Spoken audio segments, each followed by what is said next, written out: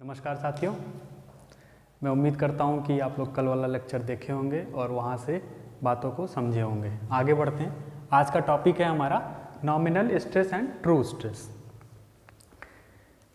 अच्छा, इसको देखिए। इसको समझने के लिए हम सबसे पहले ये समझेंगे कि ये इसकी ज़रूरत क्यों पड़ी, नॉमिनल स्ट्रेस क्या है और ट्रू स्ट्रेस क्या है। बेसिकली नॉमिनल स्ट्रेस को ही हम इंजीनियरिंग स्ट्रेस के नाम से भी जानते हैं।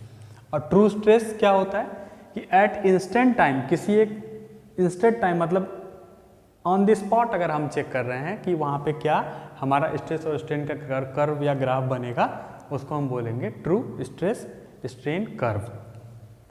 अच्छा, ये सब हम कर क्यों रहे हैं, ये सब जो इतना हम समझने की कोशिश कर रहे हैं, बेसिकली इसको हमको होता क्या है कि किसी भी स्ट्रक्चर को या मटेरियल को बनाने के लिए हम सबसे पहले क्या करते हैं, उसको हम ये चेक करते हैं। जैसे कोई भी हम ब्रिज बना रहे हैं या पुल बना रहे हैं या कंस्ट्रक्शन का कोई भी काम कर रहे हैं, तो उसके अंदर हम कौन सी मटेरियल की सरिया डालें जिसकी वजह से हमारा जो कंस्ट्रक्शन हो वो अधिक से अधिक अच्छा हो सके और अधिक से अधिक मजबूत हो सके, टिकाऊ हो सके। आपने नोटिस किया होगा कि हम कोई भी पुल या फिर कंस्ट्रक्शन या घर भवन निर्माण बनाते हैं, उसमें हम लोग माइल्ड स्टील की ही सरिया यूज़ करते हैं। उसका एक विशेष रीज़न होता है और उस रीज़न को इस कर्व से हम अच्छे से समझ पाएंगे। बहरहाल देखते हैं। हम क्या करते हैं, एक स्पेसिमेन जिसको हिंदी में परीक्षण नमूना बोलते हैं, एक माइल्ड स्टील का एक स्पेसिमेन लेते हैं। और यहाँ पे फ़िलहाल मैं नहीं दिखा पा रहा हूँ अभी हमारे पास, फिर मौका मिले तो आप इसको सर्च भी कर सकते हैं। एक मशीन होती है, उसको हम लोग बोलते हैं UTM, यूनिवर्सल टेस्टिंग मशीन।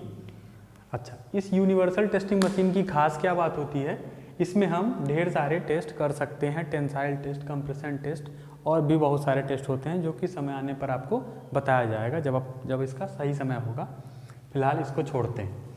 तो इस मशीन में क्या होता है, इन मशीन में हम इस जो हमारा परीक्षण नमूना है, इस स्पेसिमेन को हम सेट कर देते हैं।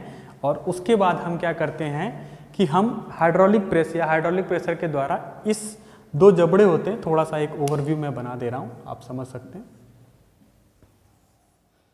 ये मशीन, ये हमारी UTM मशीन है।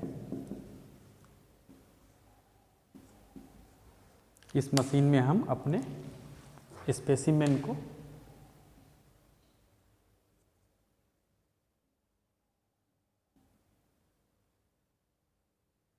ऐसे कुछ लगा देते हैं। और ये जो यहाँ पर हम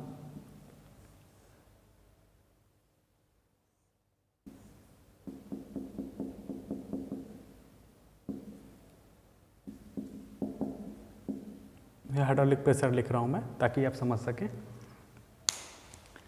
ऐसे कुछ स्पेसिमेन को हम सेट कर देते हैं और उसके पश्चात हम स्पेसिमेन के इन दोनों जबड़ों को या दोनों जॉ को टाइट कर देते हैं। तत्पश्चात हम क्या करते हैं, हाइड्रोलिक प्रेस के द्वारा, वहाँ पे UTM मशीन में दिया रहता है इजीली, हम इसके जो हमारा स्पेसिमेन है इसके ऊपर ग्रेजुअली टेंशन फोर्स अप्लाई करते हैं।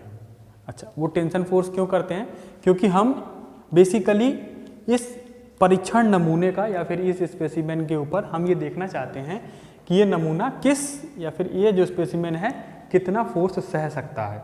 क्योंकि जब कोई भी हम बनाएंगे, अपना मटेरियल बनाएंगे या कुछ भी बनाएंगे, मटेरियल का मतलब जैसे हम कोई भी कंस्ट्रक्शन वर्क कर रहे हैं, पुल बना रहे हैं, रेल बना रहे हैं, तो वो कितनी क्षमता सह सके। तो हम क्या करते हैं, इसके ऊपर ग्रेजुअली, सडनली लोड नहीं, ग्रेजुअली लोड हम इसके ऊपर बढ़ाते हैं। अच्छा, और इसी के अकॉर्डिंग, इसी में साफ साफ यहाँ पे देखेंगे तो बना रहता है। हम यहाँ पर दो एक्सिस खींच लेते हैं। अच्छा, एक्सिस क्या होता है, ओरिजिन क्या होता है, ओरिजिन किन्हीं भी दो एक्सिसों के कटान बिंदु को हम ओरिजिन या मूल बिंदु कहते हैं। इस मूल बिंदु को, ये हमारा एक्स एक्सिस हो जाएगा, ये हमारा वाई एक्सिस हो जाएगा। एक्स एक्सिस पे हम स्ट्रेन मतलब विकृति को दिखाएंगे और वाई एक्सिस पे हम स्ट्रेस को दिखाएंगे। देखिए, समझिए इसको। अब देखिए यहाँ पे इसके अकॉर्डिंग हम ढेर सारे पॉइंट्स निकाल सकते हैं। देखिए यहाँ पे हम ग्रेजुअली, देखिए स्ट्रेस को बढ़ा रहे हैं, उसके अकॉर्डिंग हमारा, देखिए यहाँ पे मान लीजिए ये E1 था, E2 था, E3 था, यहाँ सिग्मा 1 था, सिग्मा 2 था, सिग्मा 3 था। हम जान चुके हैं, ये जानते हैं हम कि स्ट्रेस को हम सिग्मा से डिनोट करते हैं और विकृति को हम एप्सिलॉन से डिनोट करते हैं। तो एप्सिलॉन, देखिए जब हमने इतना कितना सिग्मा 1 स्ट्रेस लगाया तो हमको कितना विकृति मिली, एप्सिलॉन। जब हमने सिग्मा 2 लगाया तो हमको कितना मिला, एप्सिलॉन 2। जब हमने सिग्मा 3 लगाया तो हमको कितना मिला, एप्सिलॉन 3। इसी तरह करते करते करते करते एक पॉइंट ऐसा आएगा जिस पॉइंट के बाद ये जो देखिएगा बिना स्ट्रेस, देखिए ध्यान से, ये बहुत इंपॉर्टेंट कर्व है।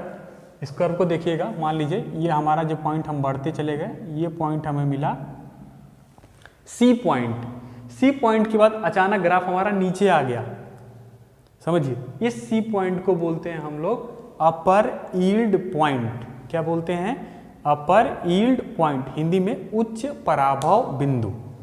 अच्छा, इसके बाद देखिए ध्यान से, सी के बाद हमें बिना डी पे आ रहे हैं, हम नीचे आ रहे हैं। नीचे आने का क्या मतलब हुआ कि यहाँ पर इस डी पर अगर हम बात करें तो इस डी पर देखिए हमें स्ट्रेस लगाना ही नहीं पड़ा। मतलब कुछ समय बाद एक पॉइंट ऐसा आएगा कि बिना बल लगाए ही हमें, देखिए इसके अकॉर्डिंग अगर डी पे हम बात करें, बिना एक्स्ट्रा बल लगाए ही हमें ये विकृति प्राप्त हो जाएगा।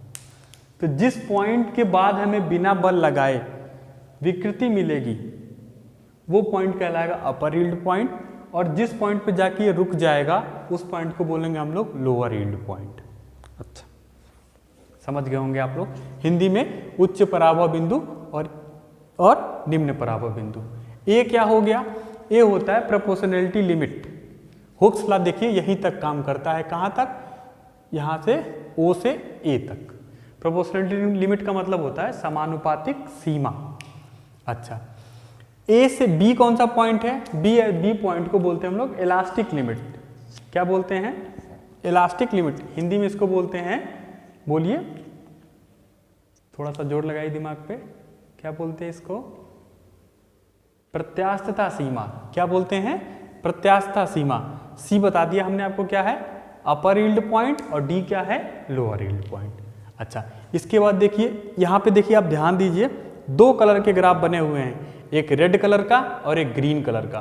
तो सी और डी मतलब रेड कलर और ग्रीन कलर का जो संबंध था डी पॉइंट तक, मतलब लोअर यील्ड पॉइंट तक क्या था, सेम था। यहां के बाद देखिए ये वाला ऊपर चला गया और ये वाला आपका नीचे आ रहा है। अच्छा, ये वाला आपका जो ग्रीन वाला ग्राफ है ये है ट्रू स्ट्रेस स्ट्रेन कर्व, और जो रेड वाला है ये कौन सा है आपका, ये है आपका नॉमिनल और इंजीनियरिंग कर्व।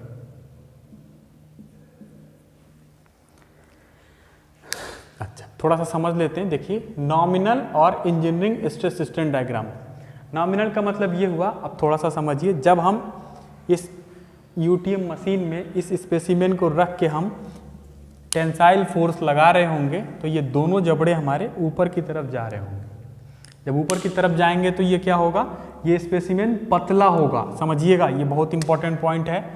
जो शुरू में इसका जो एरिया रहा होगा, इसका जो डायमेंशन रही होगी, उससे वो कम होगा, और जैसे जैसे ग्रेजुअली हम लोड बढ़ाते चले जाएंगे उसकी जो एरिया होगा वो हमारा क्या होता जाएगा, कम होता चला जाएगा।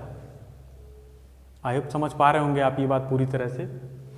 जब एरिया हमारा कम हो जाएगा फिर क्या होगा, जब एरिया ए ले रखा हो तो कब तक, हमारे लोअर यील्ड पॉइंट तक, मतलब निम्न पराभव बिंदु तक हमारा क्या होगा, दोनों का ग्राफ हमारा सेम रहा होगा। उसके पश्चात यहाँ से जो हमारा स्पेसिमेन में इनप्रॉपर डिफॉर्मेशन होना शुरू हो जाएगा। इनप्रॉपर मतलब उसके बाद फिर इसमें देखेंगे अपन, इसमें नेक फॉर्मेशन वगैरह बन जाता है और एटलीस्ट वो जाके बाद में ब्रेक कर जाता है। इस तरह से कुछ हमारा ये आगे जाके ऐसे कुछ टूट जाता है, वो हमारा फेलियर पॉइंट है। खैर उसको देखते हैं थोड़ी देर में।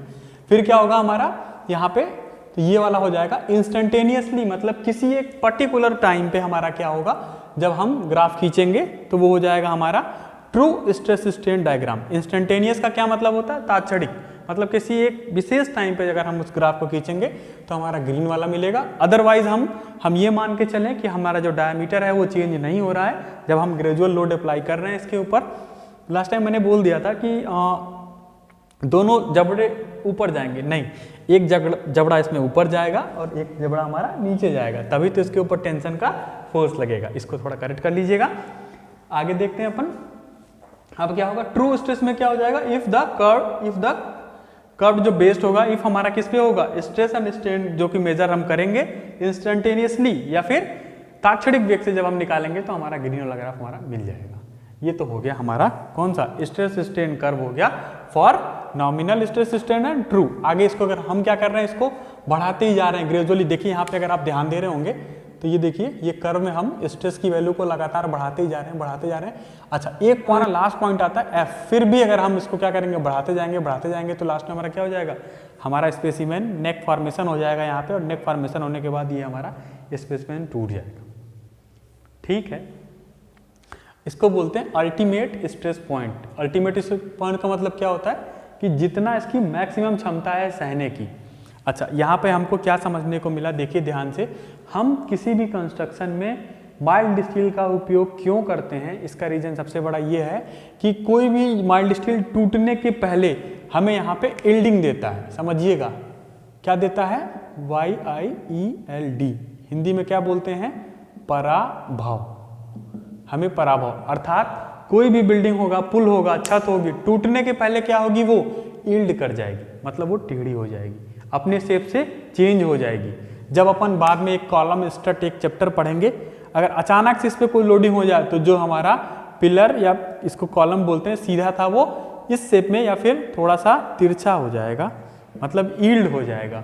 और अगर कॉलम देखिए, समझिए इसमें कितने लोड पे हमारा टूट कितने पर, ध्यान दीजिए, इस स्ट्रेस पे हमारा फेलियर हो रहा है, ये फेलियर स्ट्रेस हो गया, लेकिन यील्ड कितने पे हो जा रहा है, इससे कम पे ही, तो क्या हो जाए। इसीलिए हम क्या करते हैं, यील्ड मतलब यील्ड पॉइंट पे आने के पश्चात हम उस पुल का वो यूज करना, सरकार के द्वारा भी, सरकार भी करती है, और लोग क्या इसके ढेर सारे जो हमारे इंजीनियर भाई लोग हैं वो भी क्या करते हैं, यील्डिंग के बाद इस पुल को क्या करते हैं, बंद करवा देते हैं, और कुछ समय पश्चात उसको क्या कहते हैं, उस समय पश्चात क्या करते हैं, उसको उड़ा दिया जाता है, या फिर उसको नष्ट करके उसकी जगह पे दूसरा पुल बनाया जाता है। ठीक है, अच्छा एक चीज़ और समझते हैं हमारा, देखिए दो रीज़न होंगे, एक रीज़न ये होगा और एक रीज़न इस फेलियर वाला जोन वाला रीज़न होगा। तो ये कौन सा रीज़न होगा हमारा, बताइए, ये रीज़न होगा हमारा, बोलिए कौन सा, इलास्टिक रीज़न होगा ये वाला, और ये वाला कौन सा होगा, सेमी प्लास्टिक रीज़न। कौन सा, सेमी और पार्सली प्लास्टिक रीज़न हमारा ये वाला हो जाएगा। अच्छा, ये पार्सली क्यों बोल रहे हैं अपन, थोड़ा सा समझते हैं इसको। पार्सली इसलिए बोल रहे हैं क्योंकि ये ना ही टोटली इलास्टिक रीज़न है, ना ही ये प्लास्टिक रीज़न है, तो ये हो जाएगा सेमी, बोलिए कौन सा, सेमी प्लास्टिक रीजन। और ये वाला रीजन कौन सा हमारा, O2C हमारा कौन सा रीजन हो जाएगा, इलास्टिक रीजन। आई होप आप लोग अंडरस्टैंड है। इसके लिए जो अगला फार्मूला है इंजीनियरिंग स्ट्रेस और उसका ट्रू स्ट्रेस के बीच एक रिलेशन आता है, सिग्मा बार से अपन डिनोट करते हैं नॉमिनल स्ट्रेस, और ट्रू स्ट्रेस को अपन सिग्मा बार से डिनोट करते हैं, और नॉमिनल स्ट्रेस को अपन सिग्मा से डिनोट करते हैं। इसके बारे में हम लोग नेक्स्ट सेक्शन में देखते हैं। आज के लिए इतना ही, धन्यवाद। आई होप आप लोग समझ पाए होंगे।